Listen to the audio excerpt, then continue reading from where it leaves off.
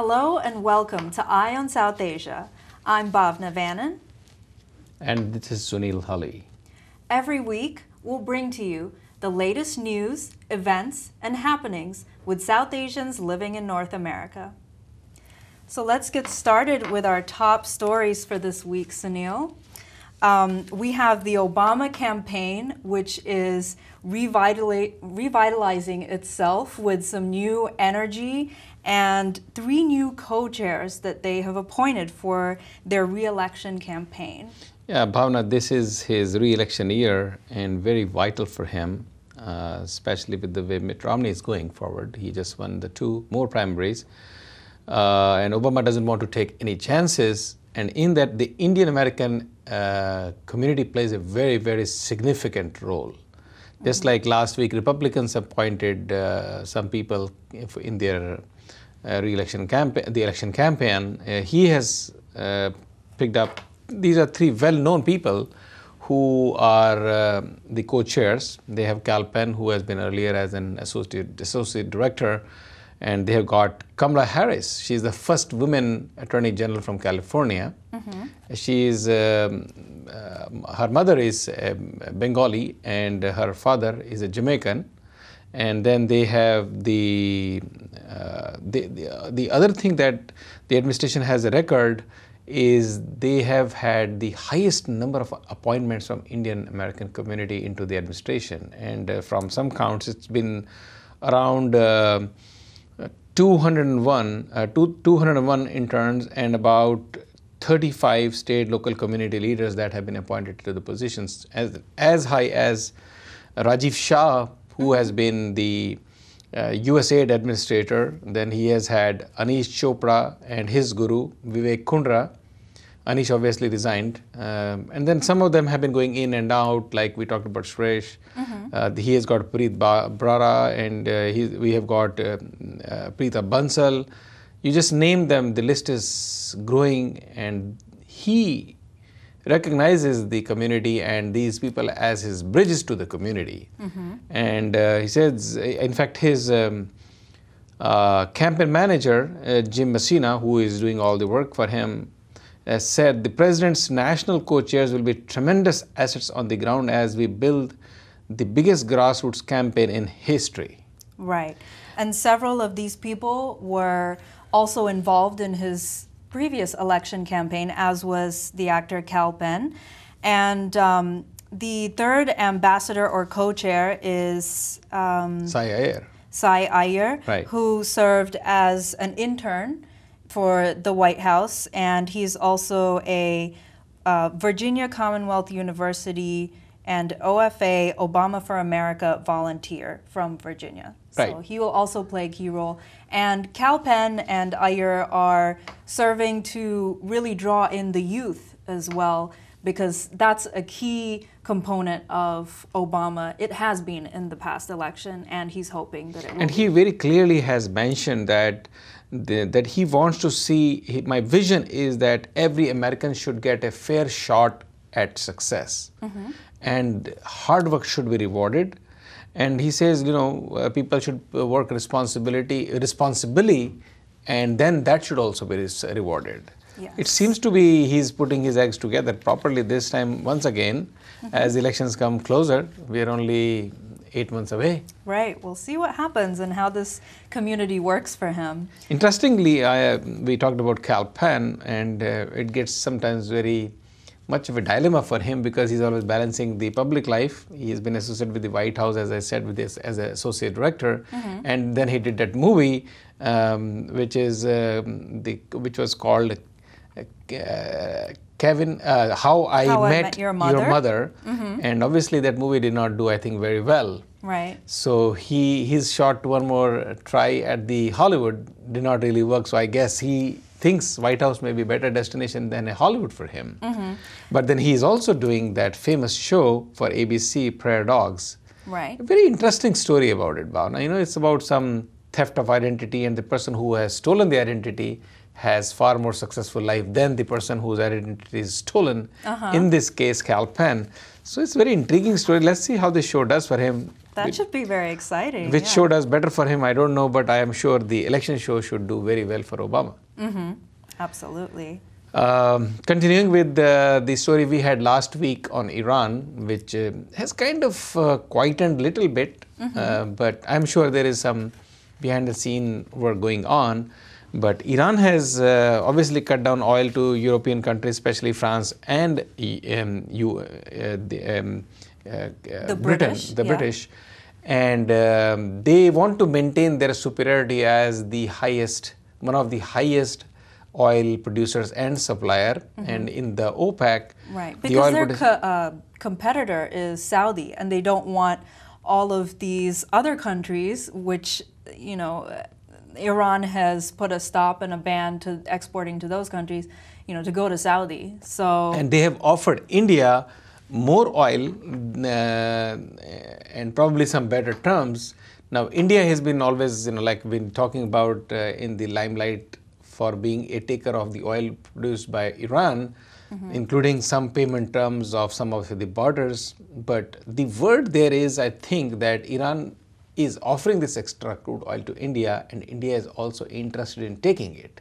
Okay. So it's a very interesting development that India has been constantly under a lot of pressure not to take any oil from Iran, and India is not only taking the oil but is willing to take more oil. That's what the claims are. Because the deal is looking good. I mean, Iran needs business, and you know, when they're isolated by these European countries and the U.S. sanctions, it becomes a situation where they need to offer the best sale for their... And there are takers here. Yes, absolutely. On the energy front for India, as India went through the nuclear treaty into the nuclear energy positioning, as we've been talking about, but it seemed that that did not really take off. The Prime Minister of India has openly come out and declared in one of the very popular magazines in an interview, he has mentioned that it is essentially the NGOs based in America who are funding these protesters from building the nuclear power plant. Especially the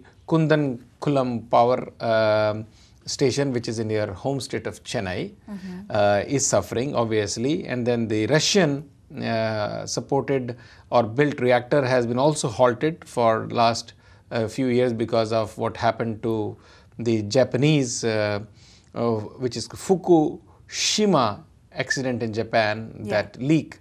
And even if you go back and look at the statement that Prime Minister made last year, he said he is few weeks away from building these stations, but they have not been built yet. And India really has a dire need for energy.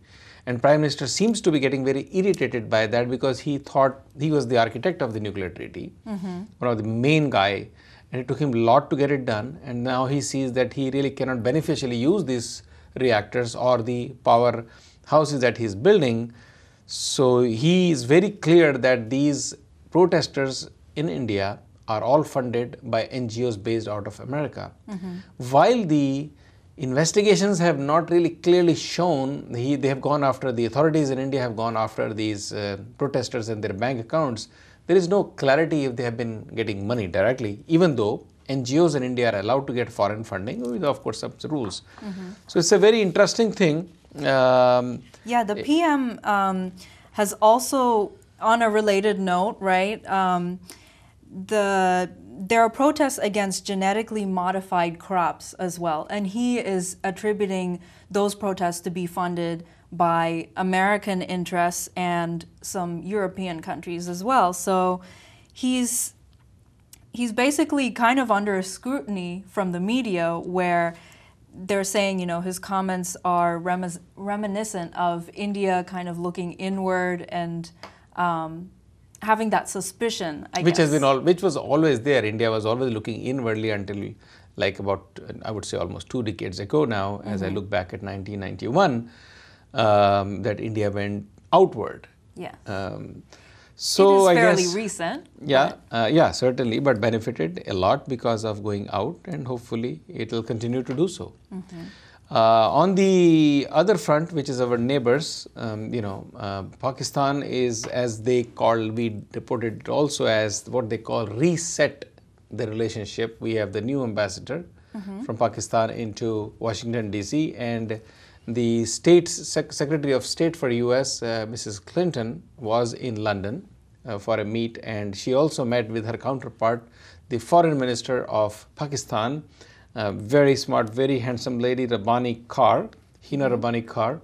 And even though it was not necessarily a planned agenda because of the way the relationships are going or have been for last few months, since that killings of the 24 soldiers in Pakistani soil, right, they have been very, very cautious, and there has been a kind of a very serious freeze between the two countries' relationship.